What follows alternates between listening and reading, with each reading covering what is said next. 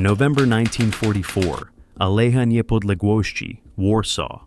The boots stopped just outside the room. Władysław Szpilman froze where he stood.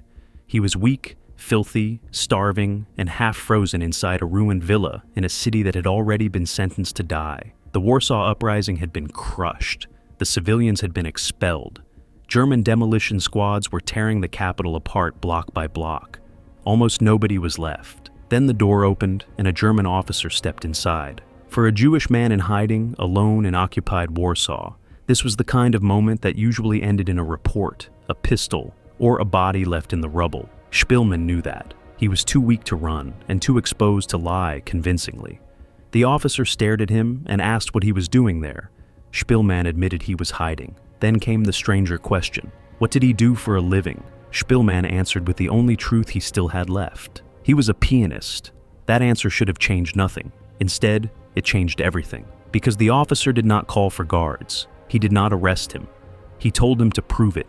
In the middle of ruined Warsaw, a starving Jewish pianist was about to sit at a piano and play for a German officer who had every reason to hand him over. The accusation hanging over this story is obvious from the title itself. A German officer found a Jewish pianist in Nazi-occupied Warsaw. The only question is why he did not finish the job he was expected to do. And the answer would follow both men long after the war was over. Many viewers know this encounter through The Pianist, where Adrian Brody played Władysław Szpilman, and Thomas Kretschmann played the German officer Wilm Hosenfeld. But the film captured only the meeting.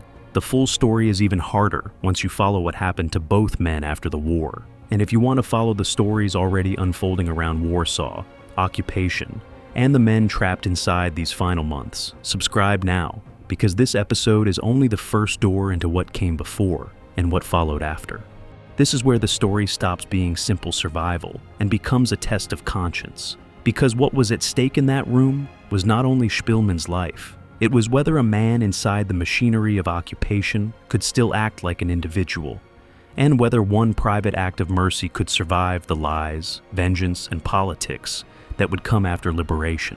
The rescue itself would become famous. The fate of the rescuer would not. That imbalance is part of what makes this story so hard to forget once you know the full version. To understand why this meeting mattered, you have to understand what Szpilman had already lost before those boots reached the door. He was born on December 5, 1911, in Sosnowiec, trained in Warsaw and Berlin, and by the late 1930s had become a rising pianist and composer at Polish radio. On September 23, 1939, while German bombs struck near the station, he was still at the keyboard, playing Chopin's Nocturne in C-sharp minor during what became the last live concert broadcast on Polish radio, before the station fell silent for more than 5 years. That detail is not decorative. It is the thread that ties the beginning of his public life to the moment he should have vanished in the ruins. Then the world around him was compressed into the Warsaw Ghetto. Szpilman and his family were forced inside after the Germans sealed the district in November 1940. He played piano in cafes to help them survive. In 1942, during the mass deportations to Treblinka, his parents, brother, and sisters were taken away. He was pulled from the line at the last moment and survived alone. By February 1943, with help from Polish friends, he escaped the ghetto and spent more than a year hiding on the so-called Aryan side. Every address was temporary. Every friend who helped him risked death. Then, in August 1944, the Warsaw Uprising erupted, lasted 63 days, and ended with the city broken, emptied, and marked for destruction. Szpilman's protectors were driven out with the civilians. He was left behind in a dead city with winter closing in. Now, watch the moment authority becomes personal. The officer who had found him was not a random patrolman. He was Wilm Hosenfeld, a German army captain born on May 2, 1895, a former teacher, a Catholic, a First World War veteran, and a man who had once joined the Nazi Party but had grown deeply disillusioned by what he saw in occupied Poland. He had watched the persecution of Jews, the humiliation of Poles, and the moral collapse of the German mission from the inside. In his diary, he wrote words no loyal servant of the regime was supposed to write, that with the mass murder of the Jews, Germany had lost the war morally and brought a curse upon itself. That line matters because it tells you the man at the door had already been fighting a private war in his own head before he ever met Szpilman. And now, the two men stood in the same ruined house, with one question hanging between them. If Szpilman played, would it save him, or would it only confirm to the officer that he had found exactly the kind of man the Reich wanted erased? The answer begins with a piano, but it does not end there. Hosenfeld led Szpilman downstairs. There was a piano in the building, an almost absurd object in a city that no longer looked built for music. Szpilman sat down, emaciated, dehydrated, barely able to control his hands. Then he began to play Chopin. Accounts identify the piece as the Nocturne in C-sharp minor, the same work bound forever to his interrupted September 23, 1939 broadcast. Hosenfeld listened in silence while the starving man in front of him restored for a few minutes the proof of who he had once been. This is the detail that changes the whole case. Hosenfeld was not reacting to a category, not to Jew, not to fugitive, not to enemy. He was reacting to a human being whose identity the war had not completely managed to erase. When Szpilman finished, Hosenfeld made the decision the title points to, but history did not guarantee he would help him. He allowed Szpilman to remain hidden and found him a safer place in the attic. Then he came back with food, bread, jam, supplies. Later, he brought him a warm German military coat so he could survive the freezing months ahead. These were not grand gestures meant for witnesses. They were repeated acts of private risk in a city where German control was collapsing, and fear was becoming more unpredictable, not less. Hosenfeld did not rescue him once. He chose again and again not to surrender him. Here's where the story gets harder in the best way. Hosenfeld's mercy did not come from nowhere. By the time he met Szpilman, he had already helped other victims in occupied Poland, including Leon Worm, a Jewish man he assisted with false identity protection and work after Worm escaped a deportation train. He had also helped Poles and had expressed horror in private writings at what Germany was doing in Warsaw. He was not outside the occupation system. He wore its uniform. That is exactly why this story has weight. He was a man inside the system, choosing, in specific moments, not to let the system think for him. The front was moving fast by then. Soviet forces were approaching the city. German authority in Warsaw was becoming defensive, brittle, and increasingly temporary. Hosenfeld knew the war was lost. Szpilman knew only that he was alive one more day. They spoke little. They did not become friends in the sentimental sense films like to create. That restraint is part of why the story feels true. One man had power, the other had none. What grew between them was not intimacy. It was trust under conditions where trust should have been impossible. This is where the plan stops being clean. Hosenfeld could feed him, hide him, and encourage him. But he could not simply walk him out of the city. The building itself had been connected to German military use. Patrols still existed. Any careless move could have destroyed both men. So the rescue narrowed into endurance. Food carried upstairs. Warnings about the front. Advice to hold on a little longer. It was mercy reduced to logistics. And in wartime, logistics are often what decide who is still alive next week. In mid-December 1944, Hosenfeld came for what became the last time. German units were evacuating. The Red Army was drawing closer. He brought more provisions and told Szpilman that the Soviets would arrive soon. Hold on a little longer. Then he left. That departure is one of the cruelest turns in the entire story. The man who had saved Szpilman could save him only almost to the finish line. After that, history took both of them in opposite directions. Szpilman remained hidden in the ruins until Warsaw was taken by Soviet forces on January 17, 1945. He survived, but the officer who had kept him alive was moving toward captivity, accusation, and a prison system that would not care much about what had happened in that attic. The miracle, then, was real but incomplete. One man made it out of the city. The other would vanish into the aftermath. And the next part of the story is where heroism meets paperwork, tribunals, and the kind of political memory that can crush gratitude without even raising its voice. After the war, Szpilman returned to Polish radio, the place where his public life had once been broken open by German bombs. When broadcasting resumed in 1945, he opened with the same Chopin nocturne linked to September 23, 1939, and to the ruined house where he had played for Hosenfeld. You could not ask for a more precise circle than that.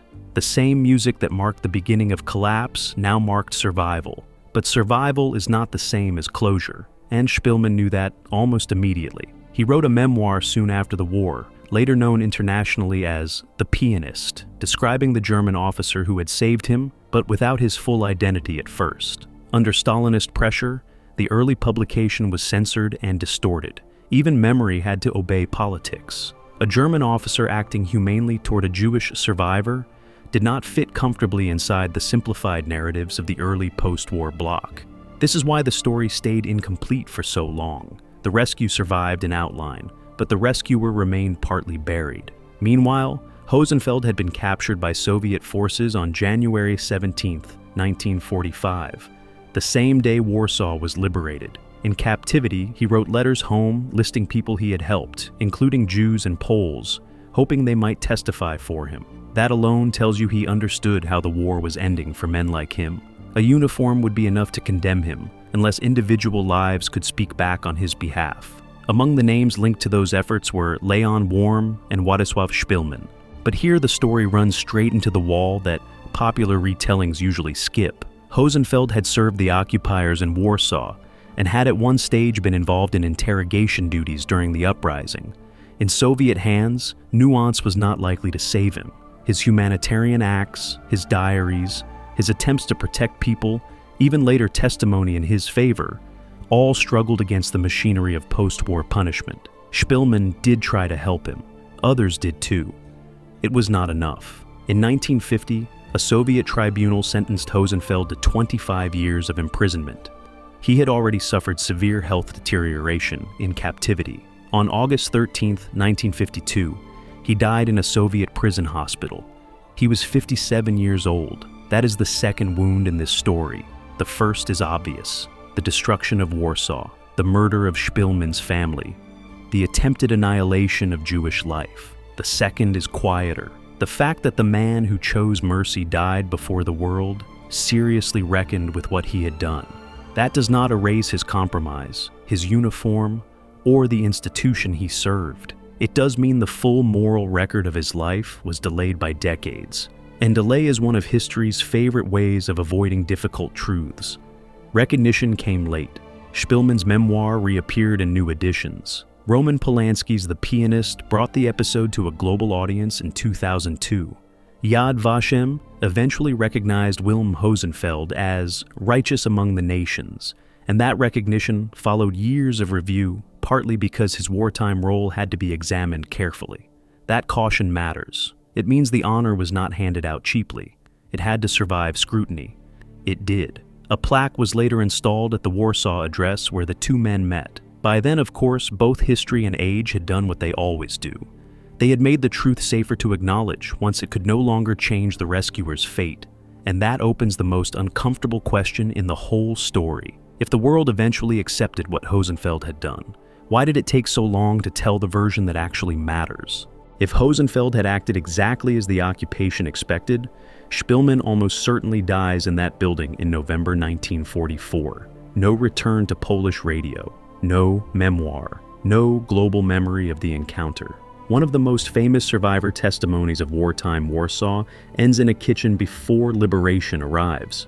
And if Szpilman had died there, Hosenfeld's act would likely have died with him. That is the paradox at the center of the story.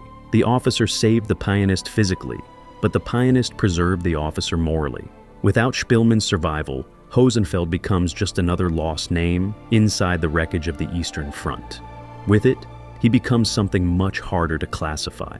People know the image, the ruined house, the piano, the German officer listening in silence, but most people still do not know the full shape of the story, because it refuses to fit the tidy moral packaging that audiences and states both prefer. The first reason is obvious. Hosenfeld is inconvenient. He was not a resistance icon standing cleanly outside the German war machine. He was a Wehrmacht officer who had once joined the Nazi Party, served in occupied Poland, and yet still made repeated choices that ran against the logic of persecution. That does not make him innocent of history. It makes him difficult, and difficult figures are the first ones memory tries to sand down. The second reason is political. Early post-war regimes did not reward complex stories. A Jewish survivor saved by a German officer was not the sort of narrative communist authorities were eager to foreground, especially when wartime memory was being reorganized around ideological usefulness. Later, popular culture corrected part of that silence by making the rescue famous, but even then the public version often stopped at the emotionally satisfying point and skipped the ugly administrative reality that followed. The rescue became cinematic. The Soviet prison sentence did not. One is easy to dramatize. The other is a file, a verdict, a hospital bed, and a death far from applause. There is also a deeper reason. This story forces a distinction that many people would rather avoid. Explanation is not excuse. To acknowledge that Hosenfeld grew disillusioned, helped Jews and Poles, and wrote against the regime's crimes is not to wash his uniform clean. But refusing to see what he did because the uniform disgusts us is also a kind of dishonesty. History gets weaker when it can hold only saints and monsters. The truth is nastier and more useful than that. Systems commit crimes. Individuals still choose. Sometimes they choose badly. Sometimes, at the last possible moment, they do something decent inside a structure built for indecency. That is why this episode still matters. Not because it proves war leaves room for miracles, but because it proves moral choice can survive, even when institutions have collapsed into barbarism. In November 1944, in a city already shattered by occupation, uprising, starvation, deportation, and deliberate destruction, a German officer opened a door and did not do what he was expected to do. A Jewish pianist answered a question, sat at a piano, and lived long enough to bear witness. The rescue was real, the cost was real, and the full story is stronger than the simplified version because it asks more of us. It asks whether we are willing to face the fact that one man can belong to a terrible system and still defy it in decisive moments. It asks whether gratitude can survive politics, and it asks whether memory is brave enough to keep both men in view at once, Władysław Szpilman, who survived the ruins, and Wilm Hosenfeld, who did not survive the peace.